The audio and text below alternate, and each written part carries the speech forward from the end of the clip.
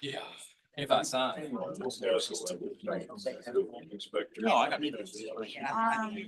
You know, he don't know anybody. He did it. That's our. Good afternoon.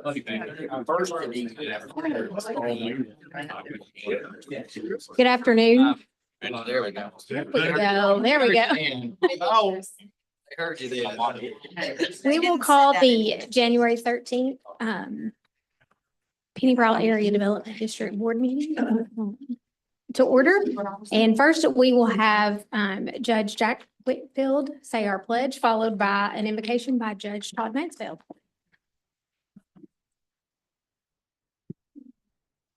Pledge allegiance to the flag of the United States of America, and to the republic which stands one nation under God, indivisible, with liberty and justice for all. Let us pray. Dear Heavenly Father, we want to first thank you for the food that's been provided today. Thank you for the hands that prepared it. We pray that it will nourish each one a better service to you. We want to thank you for allowing us to come together for our cities, counties, and region.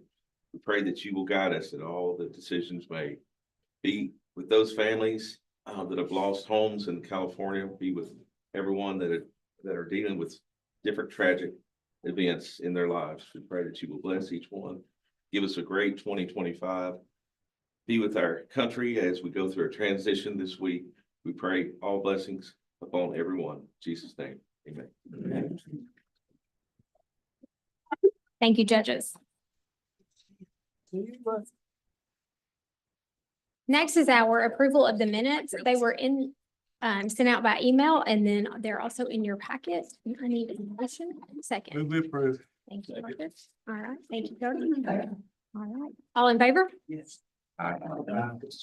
Motion carries.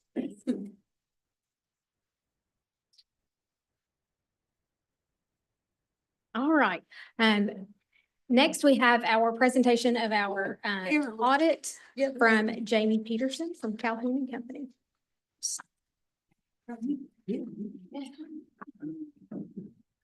Make sure that is all. Oh, yeah. I know. Oh, there you go. All right, good afternoon, everybody.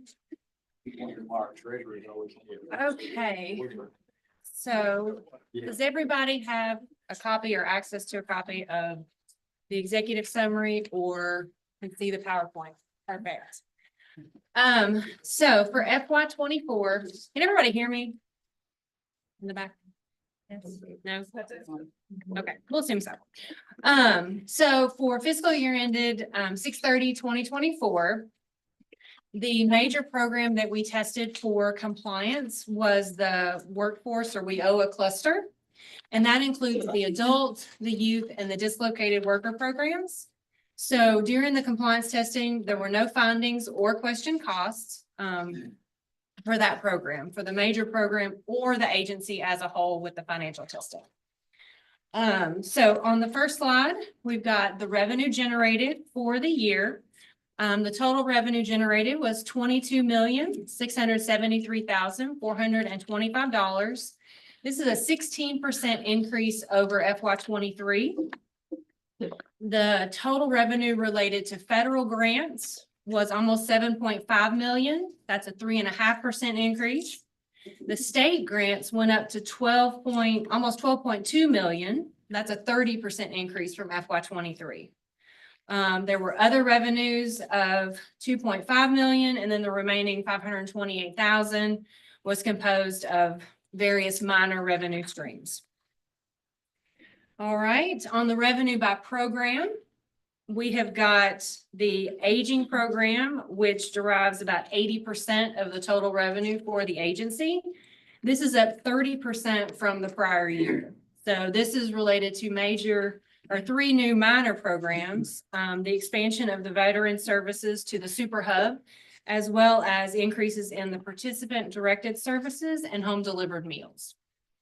So the workforce grants was almost 2.9 million. This is a decrease of 26% from the prior year. The joint funding administration was up to right around 456,000 for FY 24. And the remaining 1.2 million is composed of other various grants and revenue that individually make up less than 2% of the total revenue. All right, and the expenses incurred was just shy of 22 million. That's a 16% increase from the prior year. The majority of that, again, 78%, is the contracted services that are provided to all of the benefit for the services. That increased 20% this year. Salaries and employee benefits. Salaries was a little over 2.1 million. Employee benefits was 1.1 million, and they remained about the same in a percentage standpoint from the prior year. The remaining almost 1.5 million was due to various expenses, including other direct costs, in-kind expenditures, et cetera. Then you've got your change in net position on the next slide.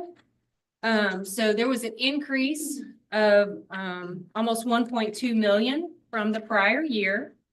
So Penarol Area Development District, the majority of that was for the agency as a whole. Penarol Housing Corporation had a decrease of $606. On the next slide, you'll be able to see the net position breakdown. If you can tell, the pink area up at the top is the unrestricted portion, and you can tell how it's grown over the last 3 years. The green is the restricted, which is RLF, RLF Cares, and IRP. And then the blue is the net investment in capital assets. And then the purple on the bottom section is what is related to the CSRS liability, which includes the deferred inflows and outflows. And that's the portion that is related to the pension and the OPEB. On the next one, you'll see that this is the change in net liabilities associated with the retirement as a whole. There was a decrease in the net liabilities associated with the CSRS. This year, it went down by $1,587,600. And if you'll notice, the red flipped from the top to the bottom. So the OPEB portion of what is reported by each agency actually was an asset this year. It was an asset of $93,439. And then the pension liability that was reported by the PeADD was $4,342,693.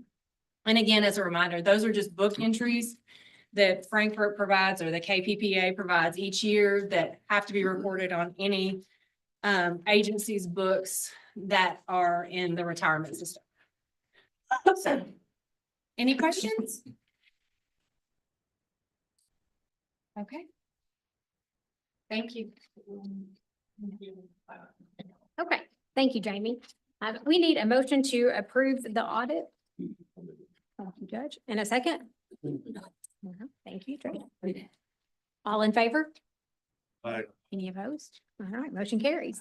Okay, moving on to Madam our, Chair, if I may, and I say this every year when we do have our audit report, thank you, Jamie, for you and your staff's time with us. But I also want to reiterate, especially as we have Representative Thomas sitting in the room and other stakeholders, how important it is for an agency like ours to have a clean audit each year. It shows our funding partners that we are doing things the right way and doing them effectively. And so I want to just take a quick moment and thank all of our staff for doing what they do, but in more specifically, our accounting staff who make sure that we are spending the money appropriately and keep us on track. So I'd like Alicia and her staff to please stand and be recognized.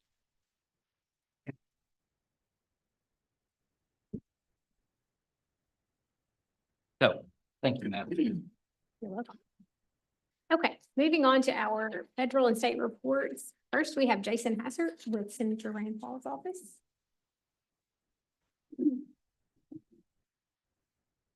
Thank you. It's a pleasure to be here today and Happy New Year to everyone. Senator Paul is looking forward to the new session in Congress with new opportunities in the Senate. He is now the chair of the Homeland Security and Government Affairs Committee. and they are going right to work this week. Two of the top priorities for the committee are the Lincoln Riley Act, which would direct the Homeland Security Department to detain anyone that is an illegal alien here in the country that has committed a crime or an theft, to be immediately deported and taken into custody. And then the Remain in Mexico Act is also a top priority that will be coming up for a vote here in the next week. And Senator Paul is looking forward to seeing both those successfully move through the Senate.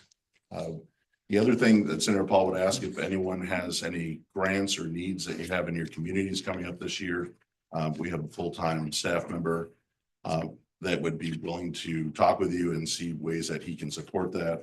So please just contact me anytime when you have those needs. Thank you very much. Thank you, Jason. And next we have Representative Walker Thomas.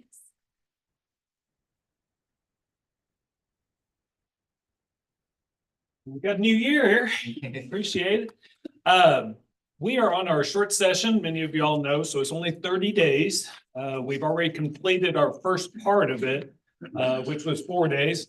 We did get the income tax reduction passed through the House. It's over in the Senate. It's already had 2 readings. President Stivers said that they're going to take it up first day.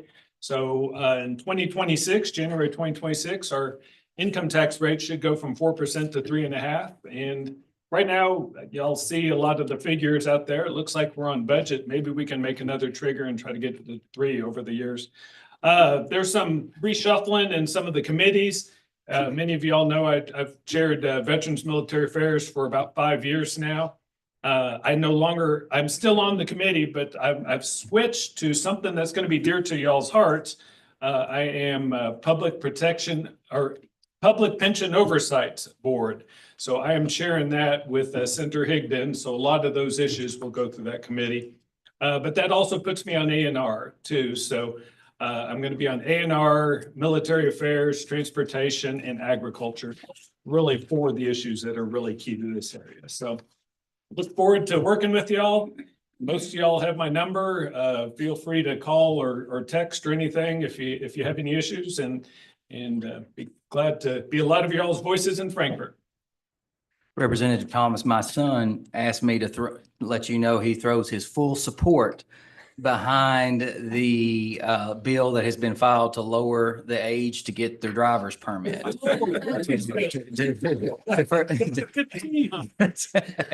That's right, but I'm a co-sponsor. you're a co-sponsor with that. Well, my son will be very appreciative of that. I'm not, but. Madam Chair, can you stop all the videos? Nobody needs to see the mayor in a tiki hut. Yeah. I know. Down here at this time, isn't it?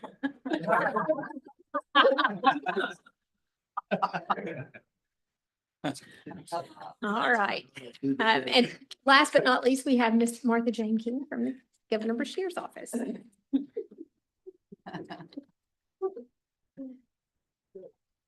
And of course, I have to follow Mayor Cotton. That's always good. Alex sends his apologies.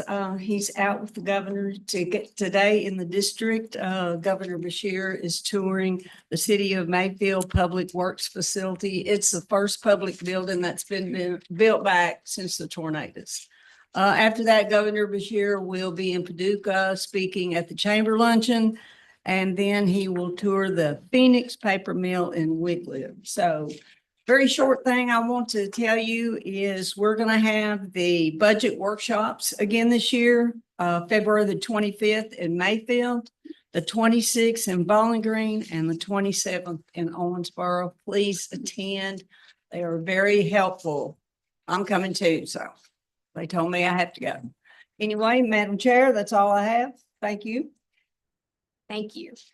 Okay, moving on to our staff reports. First up, we have Miss Amy Froh with Community and Economic Development.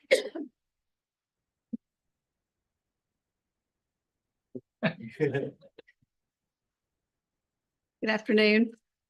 You all should have a memo in your packet that covers a lot of these programs I'm going to talk about. So please don't feel pressure to write all of this down as I'm going through it. There are a few opportunities I'm going to talk about that aren't on there, but I will get an updated version out to you all.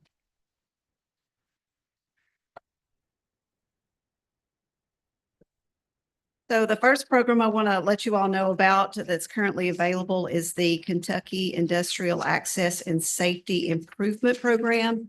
This was a program that was created by the General Assembly in the 2024 session through House Bill 1 that designated $7.5 million across 2 fiscal years for this railroad improvement program. This program is designed to expand rail access, enhance marketability of available industrial sites, increase job retention and capital investment, and then also increase safety on Kentucky's rail system. There's about $2.4 million left in the FY25 pot that's up for grabs. These projects, eligible projects, can support railroad equipment, construction, reconstruction, improvement, rehab of rail facilities, or the engineering work associated with other capital projects. Applicants can include freight railroad companies, railroad authorities, port authorities. Amanda, if you'll perk your ears up. Industrial and Economic Development Authority boards, or a rail-served industry. It is a 50-50 matching grant program with an application deadline of March the 7th. So that'll be sneaking up on us pretty quick.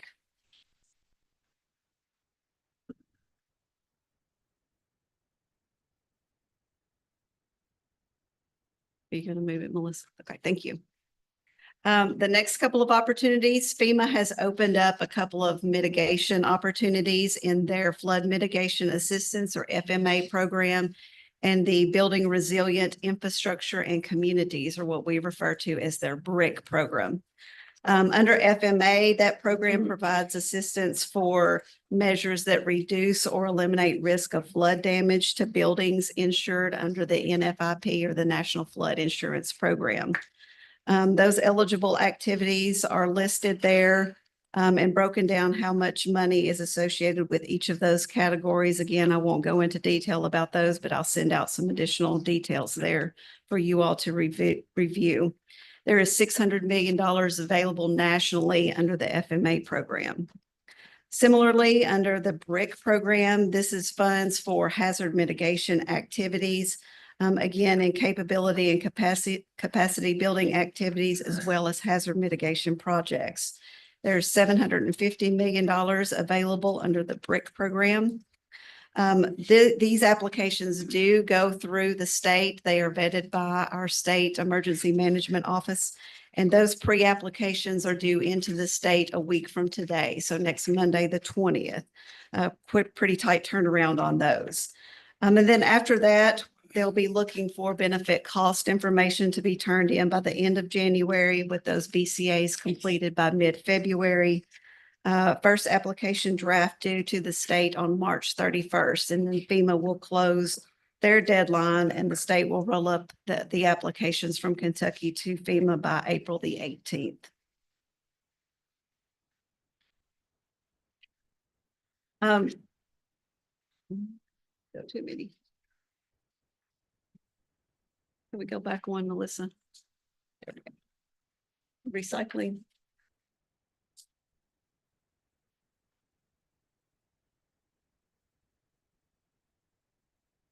Recycling and household hazardous waste and crumb rubber opportunities are currently available through the Energy and Environment Cabinet.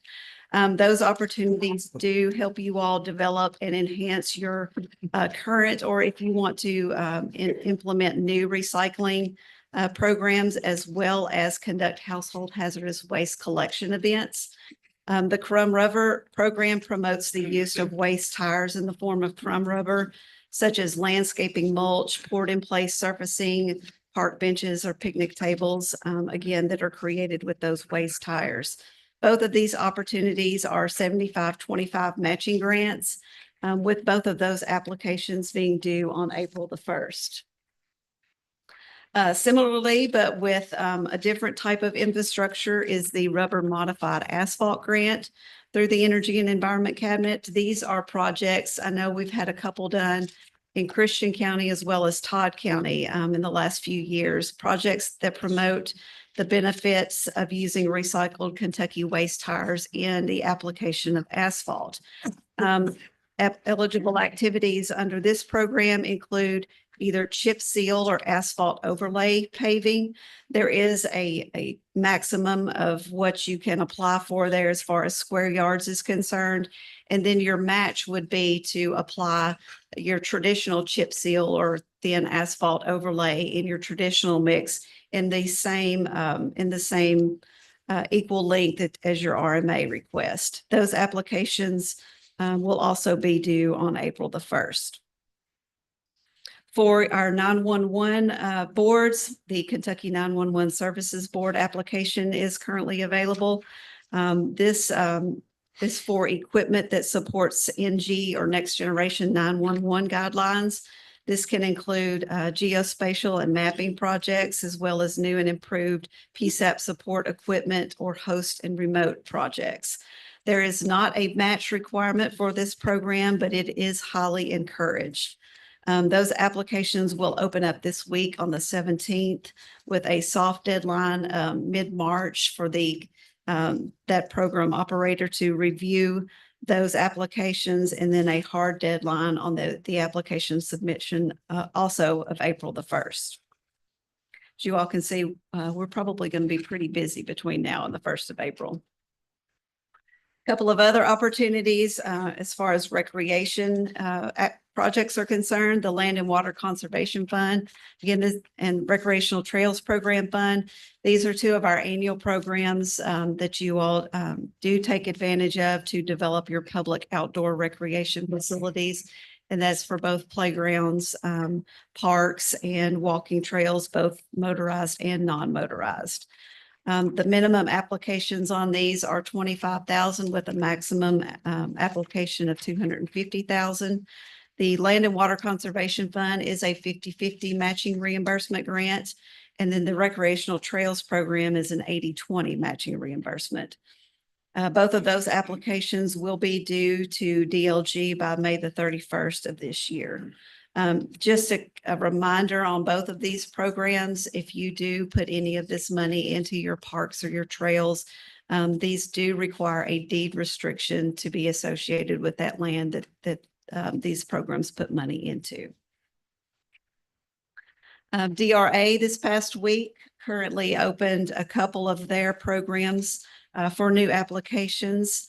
The Community Infrastructure Fund, or the CIF program, which is a program for basic public infrastructure, transportation infrastructure. And I noticed that they also included this year flood control projects under the CIF fund. Those projects that will facilitate or enhance economic development and infrastructure resilience in your communities. This program is targeted towards larger projects with a minimum award of about $500,000 and then a maximum award of $2 million. That application deadline, they will be accepting those throughout the year. Currently, there is a deadline of December the 20th, 2025 on the portal, but they will be reviewing those applications as they are submitted. And then their strategic planning program, which we have several of you that are interested in taking advantage of that opportunity, provides access to some planning funds to address longstanding issues and develop an economic development roadmap for your communities. This is sort of a flexible program in that you can look at developing strategic plans that sort of fit your all specific needs. And that can include water and wastewater planning, economic development planning. You can look at your utility rates, transportation plans, workforce development plans, and then broadband deployment plans. The application deadline in the portal on this one is June the 30th. They've got a little bit over $1.5 million available in this round. with a minimum application of 25,000 and then a maximum application of 150,000. We have had a couple of those awarded throughout the region, so I would advise with that limited $1.5 million available, if you are interested in that strategic planning program, that we get those applications in sooner rather than later. And then looking to the future, it's just some upcoming opportunities that we'll be talking about over the next few months. The Kentucky Homeland Security Grant, which typically opens in the March or April timeframe. Community Development Block Grant, which will open up on April the 1st. And then the DRA CDAP program, which is their annual allocation that is specifically for the 8 states in the Delta region. Kentucky traditionally gets about $1.7 million from that CDAP program that will be available for you all to apply for projects for. Again, as those become available, we'll distribute additional information on those opportunities. And then lastly, just wanted to remind you of some dates, as Ms. Martha Jane alluded to. The county budget workshops will be on February the 25th through the 27th. You can see the respective ads that those will be held out from 9 a.m. to 12 p.m. We will be having a joint day for our committee meetings for transportation and the Water Management Council at the end of this month on January the 29th, with the transportation convening at 10 o'clock.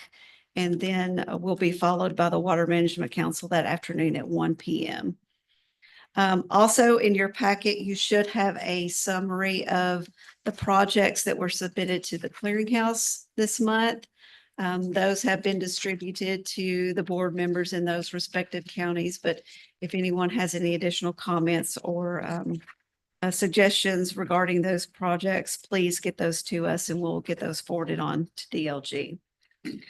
One last item that I wanted to bring your all's attention to, and I didn't forewarn her about this, but we have hired our disaster resiliency coordinator that we've discussed with you all the last 6 to 9 months.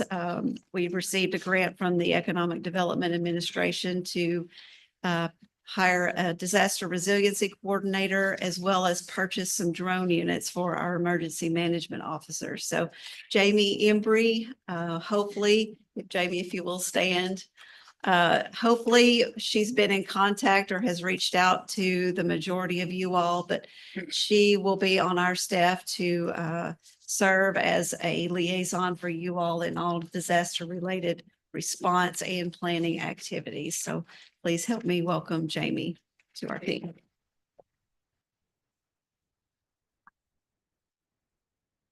Thank you, Amy. Next, from our area agency on aging and independent living, we have Amanda Stokes Peyton Kidd.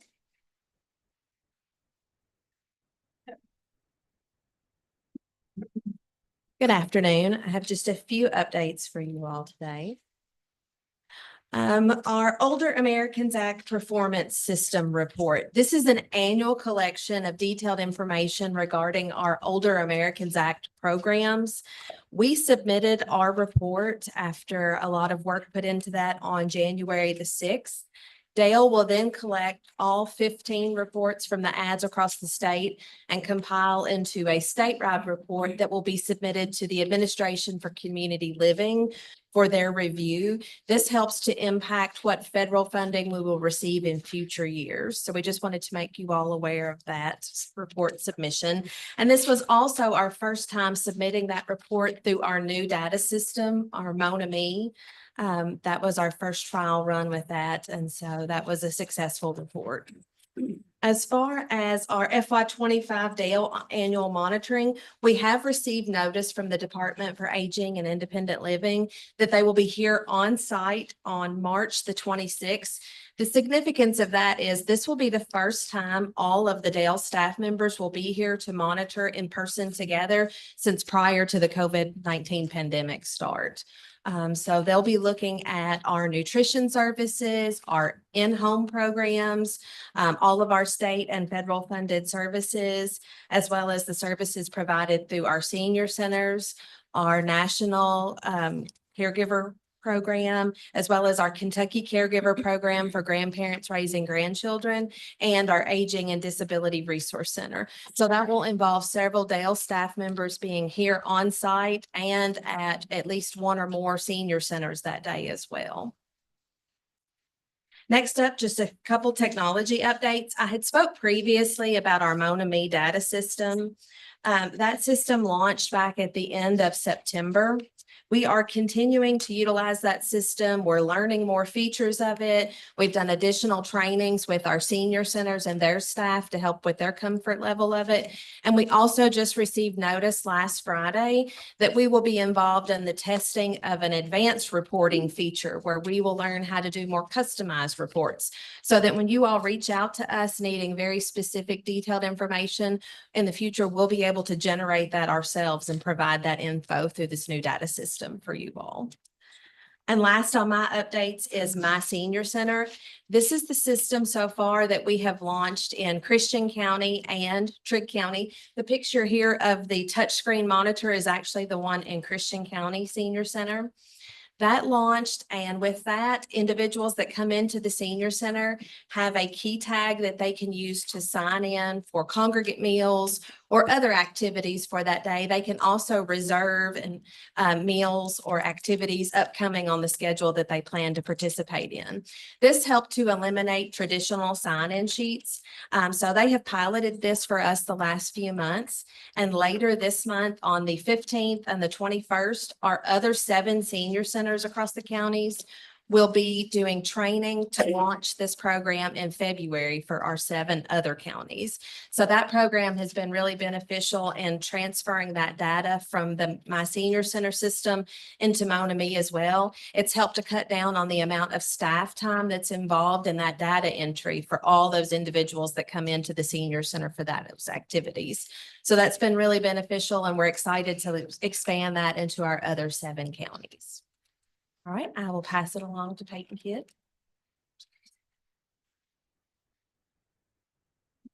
Right. First and foremost, want to say thank you for allowing me the opportunity to present today. You've heard over the past few months, probably from Ms. Jill, that we talked a lot about the Veterans Directed Care program, which has got a lot of attention. However, there is another side of the program, which is called Home and Community-Based Waiver Program, that we'll talk about briefly today. In case people are new or may not be familiar with the waiver program, Kentucky operates 6 1915C waiver programs. All are geared towards specific requirements. PeADD currently operates the Home and Community-Based Waiver Program, which is specifically geared towards individuals with forms of disabilities, cognitive, developmental, physical. It does not have any age restriction. Does not have an age restriction on the onset of diagnosis. We have had individuals all the way from birth, all the way to 100, over 100 years and all in between. And so we're kind of a catch-all type of program. And the overall goal of HCB waiver is to prevent or prolong individuals from being institutionalized in a facility. With that being said, we are specifically going to talk about the data systems we have as a result of I guess it happened in 2016, the 21st Century Cures Act, which mandated the use of electronic visit verification to capture data. Kentucky came out with a system called TELUS in 2020, which is when we actually started to begin utilizing that. We figured out pretty quickly that the system did not operate like it was supposed to. There was a lot of flaws, a lot of things that program staff, financial staff had to implement and put out and work together as a team to make it operational, to protect our agency, to make it more efficient. And so fast forward that operated about 1.5 years, and it actually was bought out by a new system, which is we were referred to as NetSmart, which is kind of what we operate in right now. The NetSmart system is what we're using now. However, that was the exact same system. The only difference is it was just a new provider, same data system, programs, everything. And so again, that system wasn't working. And so in 2024, the state began working on transitioning us from NetSmart to a system called Therap. However, with this change, this is actually a new software system. It is nothing like the old system. In October 24th of 2024, We were supposed to go live with the therapy system. However, there was a lot of complications with merging the data on the state level. And so they actually pushed that back to January 1st of 2025. I think my hand's a little too big for this remote. One thing that I'm really proud about too, and you won't hear a lot about this, is PeADD was selected as a change champion. And so what that change champion means is it allowed us have early access to the system. We would work directly with the Cabinet for Health and Family Services. We provide feedback both on the program side as well as the financial side. So we were actually selected of one of three in the entire state of Kentucky. Those individuals that operate this system include not only all the area development districts, it includes your mental health centers, it includes your traditional agencies, as well as the private selectors. So being selected as one of three was a pretty big honor. And I will also throw in there too that PeADD to this date, Mr. Dason may correct me on this one, is only one of three area development districts that still operate and found workarounds that make the NetSmart system work. A lot of your other agencies switched to private system called what we refer to as Mainzel, but PeADD stuck it out. We made it work. And so the reason why we were selected from the state is because we figured out ways to make it work. And so we have a close working relationship. We are meeting with the Department of Medicaid Services periodically to provide updates to that one. What I will say is we have already started implementing some of those changes. Some of our clients have already begun utilizing the system. We will officially go live with 100% of all clients on January 19th of 2025. And so the last slide, if you switch, Melissa, I can't get it to switch. Okay. The timeline, I'm not going to go through here specifically, but basically all providers have the option to have to be up and operational by March of 2025. You either have two choices. You either select to utilize this system provided by the state, or you will have to utilize your own system. So that's a good thing for us. January 19th, I don't think there's going to be anybody that's going to beat that time. And so I also wanted to say that that's a true testament to the program staff, to the financial management staff, working relationships we have here, not only locally, but also on the state level. It does a lot when we have all the teams come together and we're able to provide this information of what works, what's not working, because what we're doing right now affects the entire state of Kentucky and thousands of people. So unless anybody had any questions, that is all I had.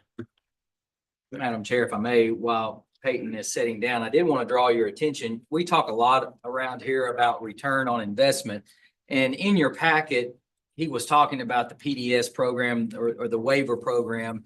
And in your packet, you'll see a sheet spreadsheet that looks like this, but it sort of, it does show the wages in the program that Peyton was just talking about, the wages that are paid to those support individuals, so those support employees, and it breaks it down by each of your counties. And you can see for 2024, nearly $8.3 million in wages went to your all's communities, which if you use the old rule of thumb of that a dollar turns over 7 times in your community, that's a heck of an economic impact if you ask me. So I just wanted to draw your attention to that.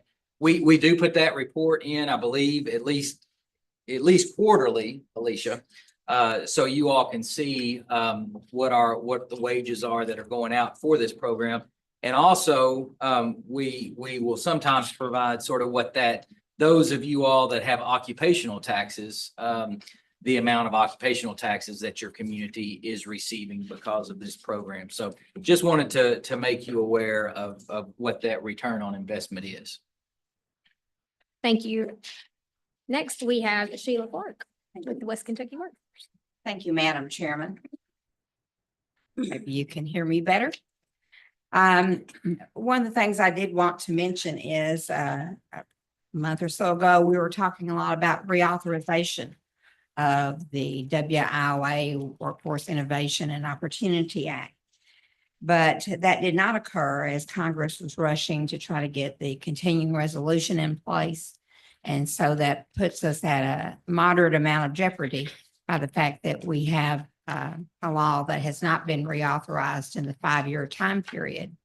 So we're looking at that need for increased funding there and what position that might put us in as we move forward with the new Congress coming into Washington. We did want to mention that our tornado grant is ending, and we have put some information in your newsletter this month that talks about the success of that program and some of the positive outcomes there. One of the things Jason and I were talking about, is there emergency enough out there that we have to look at another grant? We've had them from ice and snow and rain and flooding and everything else in the past. And we hope we never get to that level. But if there is economic impact in your area, businesses closing or having to shut down for extended periods of time to recover from those natural disasters, and then we have an opportunity with the Department of Labor to ask for those emergency grants to pair with some of the activities with FEMA and to move those resources to help individuals either with a cleanup activity and pay them a wage, or help with those individuals that might be hiring during that process and cleanup periods. So we wanted to mention that that's always an option out there if that's an element that's needed in your communities. Another thing that we wanted to mention is that we do have the KWIB staff from the Kentucky Workforce Board that's coming down to our river counties to meet with Diane Owen, that's going to show them some of our technical education opportunities there in those river county areas. And Marianne Menlock will be going with them for their 2-day tour of the far west. I don't think they've ever been that far, and they didn't know Kentucky went that far, so it'll be interesting for them. In beginning the planning process for the Workforce Board, just wanted to mention to you, as local officials and community leaders, you may be invited to planning meetings, and we'll be bringing data to you to review and to look at in the next few months. That plan is due to the state on April the 30th, and we'll have a public review of it 30 days before that. And then we'll be bringing information to a planning meeting that would include the Green River area and the West Kentucky area for the Western region. And we'll be working with the staff and our 2 workforce boards to try to put some of that data together. So in the upcoming months there, we'll be bringing that to you for your approval as well as review and comment. And I think those were the top things on my list, unless someone has questions. Thank you, Madam Chair. Thank you, Sheila. Okay, moving on to new business, with the monthly code of ethics, we have no issues to report. And then next we have Ms. Alicia Sutton with our financial report and budget amendments. Good afternoon. Everyone should have a copy of the financial report in their packet. Through December 31st, we are halfway through the fiscal year, so we should be at 50%. On revenue, we have billed or received a little over 10.6 million, and we've expended a little over 11 million. So all line items are within budget. So, Mr. Chairman, we need a motion to approve that financial. Can I get a motion? Thank you, Gary. All right. Second. All right. Thank you. All in favor? Any opposed? All right. Motion carries. Moving into the budget, everybody should have a copy of the revised budget in their packet. The executive committee met on December the 16th to review the revised budget in detail with the department managers, and revenues were adjusted to reflect the actual allocations received. As when we budget in the beginning of the fiscal year, we don't actually have our true allocations at that time. So we did adjust some line items to reflect the true allocations, and we also accounted for new funding that we have received since that original budget was passed.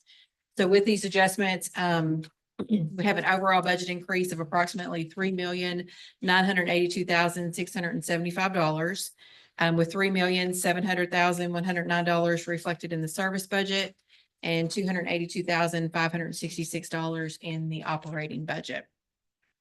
So this brings our total revenue budget to $30,271,697.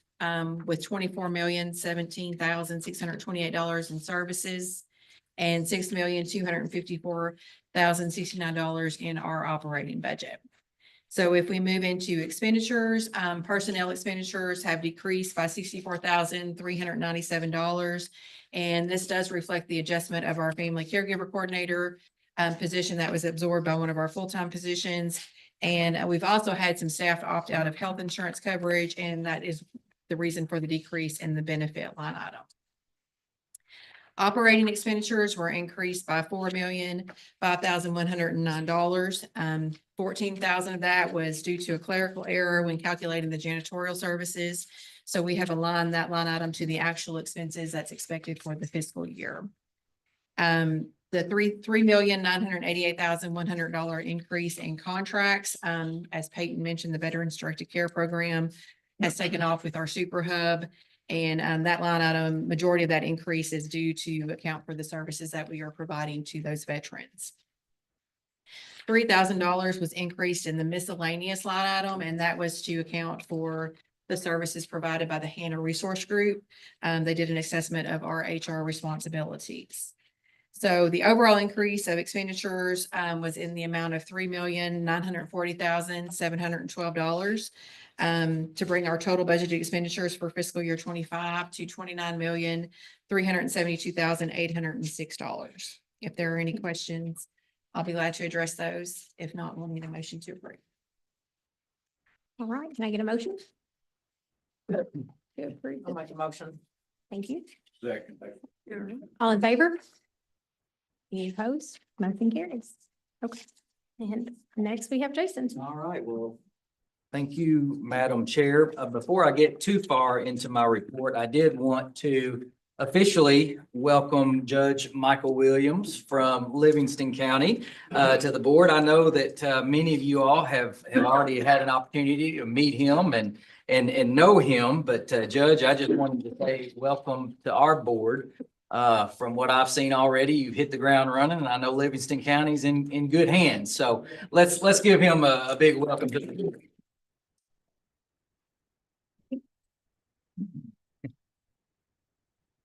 On top of your packets, when you came in, you probably saw a couple of items related to our conflict of interest and code of ethics policy. You hear Madam Chair report on that, or no report on that typically each month. But every year we do require that our board members review those conflict of interest forms and policies. There's actually 2 forms that we need you all to complete. There's a thing back there on the back table there with Melissa and Chris.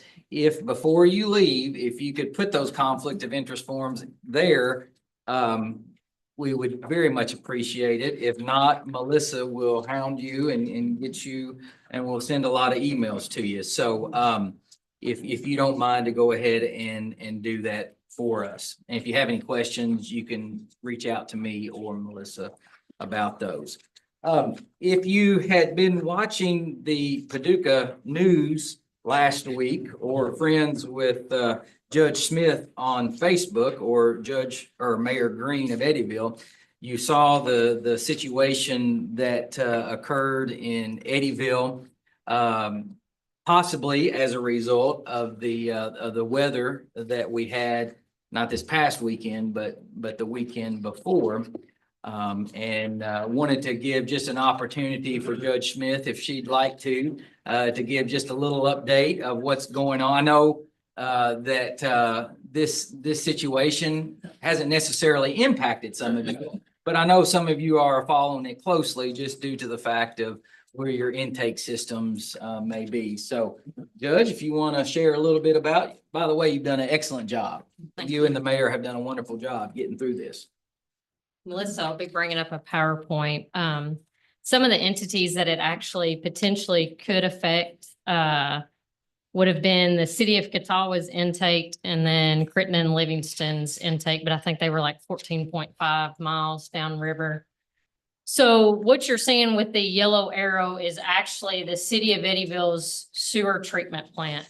So they do have 2 lagoons. Those lagoons are used kind of in emergencies or when they get a lot of what they call the groundwater that seeps in. Right, that's okay. I'll just share it. And so they're not used all the time. So where the yellow arrow is, this is their main sewer treatment plant. And on Monday night, a little bit after 4 p.m., it did have a catastrophic failure. The workers were actually still at the plant and they heard it. They kind of thought maybe it was either interstate traffic or someone working at the sheriff's impound lot. And so when they looked at the computer, after they kind of did a visual inspection of the plant, when they looked at the computer, they immediately saw that they were losing everything in that treatment plant. So this is what it looks like before. You see there's 3 chambers. There's 3 walls or fins here, and then you have a center tank. So Melissa, as you go, or sorry. She can switch it.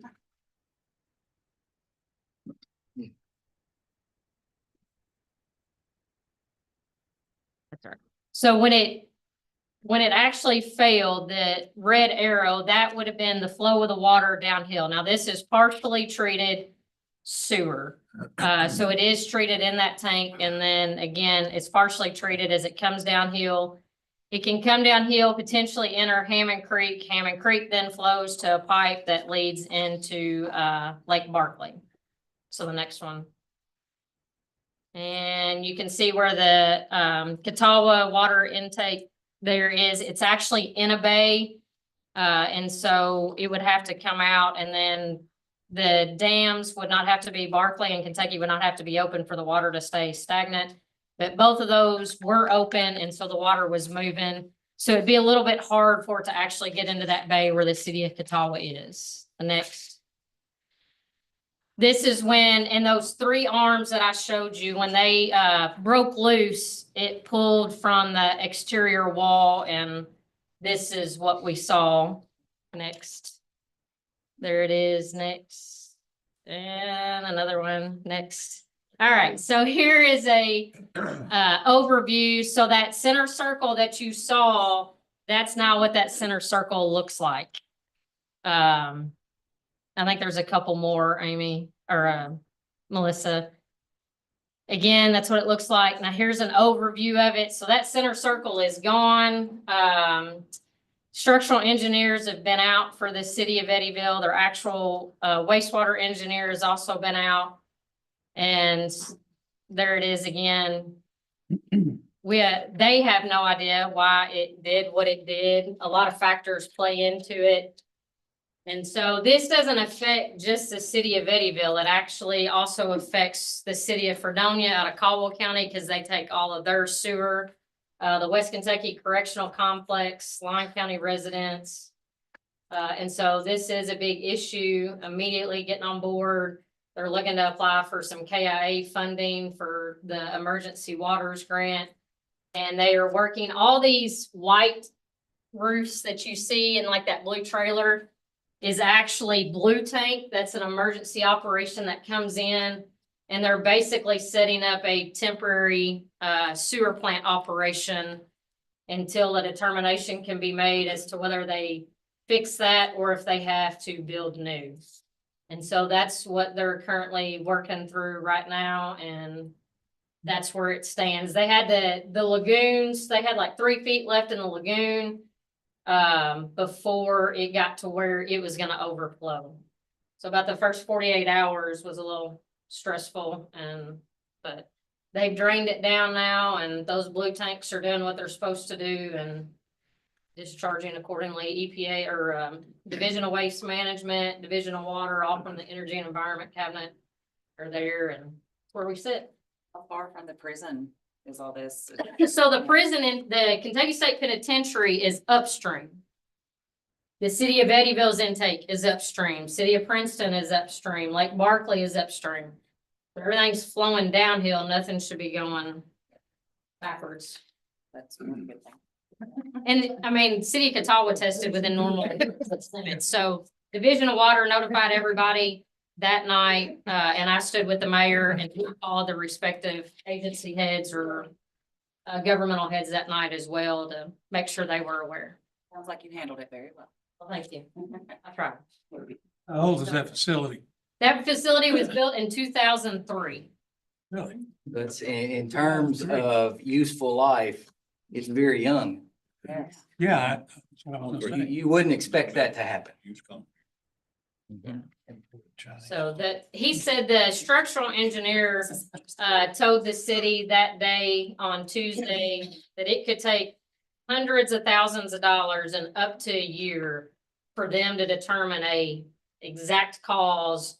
And they even wouldn't say it was an exact cause. They would say like a recommendation of this is what they feel occurred, but I felt like it was weather related or that they don't. Just they don't know. It could be. He said that wind can play a factor, ice can play a factor, temperature can play a factor.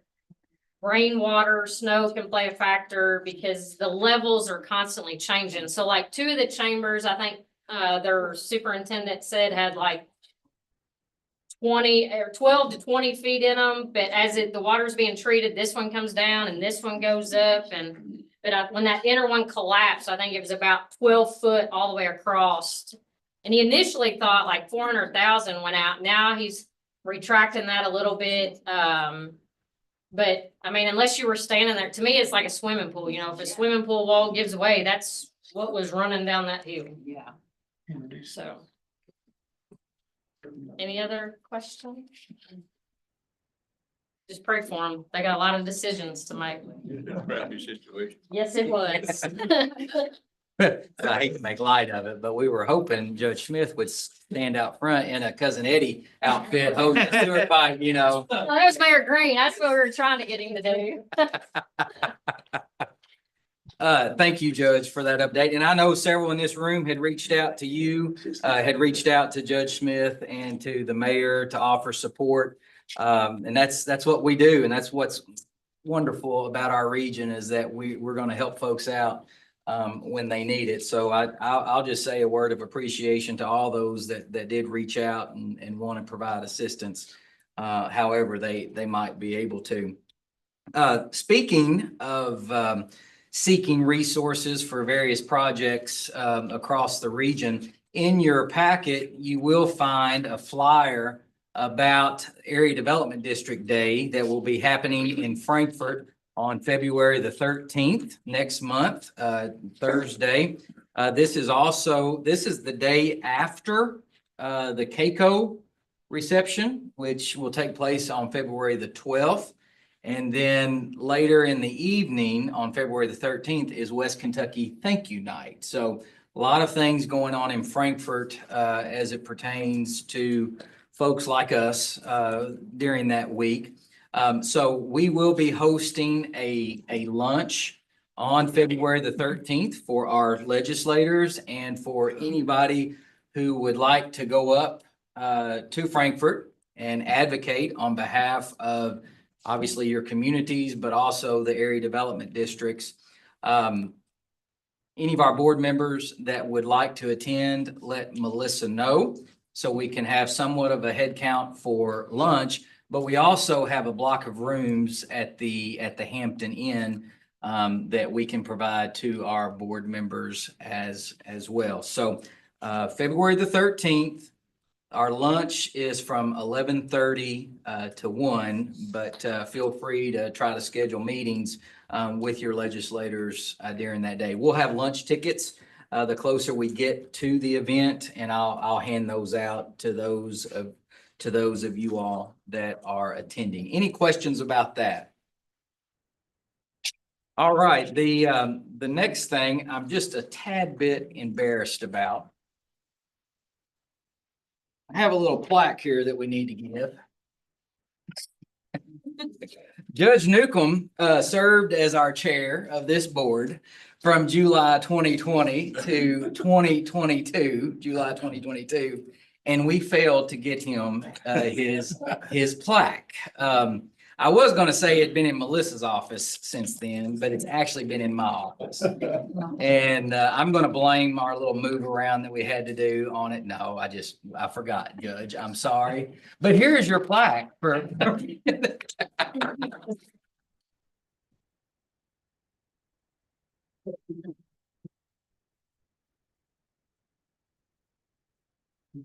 That was a reflection of the work I did. Yeah, I don't know. No, Always late and slow. no comments on that. I appreciate it. In conclusion, I did just want to give a little trivia that I learned last week. We were meeting with Division of Water, and Tim, you may know this, but Kentucky is number 2 behind Alaska in the mileage of streams and waterways that we have across the state. I found that pretty amazing. Which means I think that we're very lucky when we think about what's going on in other parts of our country, where there is a definite need for clean water, for clean drinking water. We don't have that problem. And any problem that we do have is because of problems that we create ourselves and not doing maybe what we need to be doing with our systems. But just wanted to point out that little bit of trivia to get us kicked off for 2025. So thank you all for being here today. Thank you for your continued support, and we definitely look forward to working with every one of you in 2025. Thank you, Jason. Does anyone else have any other business? If not, we need a motion to adjourn. Thank you. Can I get a second? All right. All in favor? There's a little box back there at that table where Melissa is. Box on the list. Everybody. Thank you all.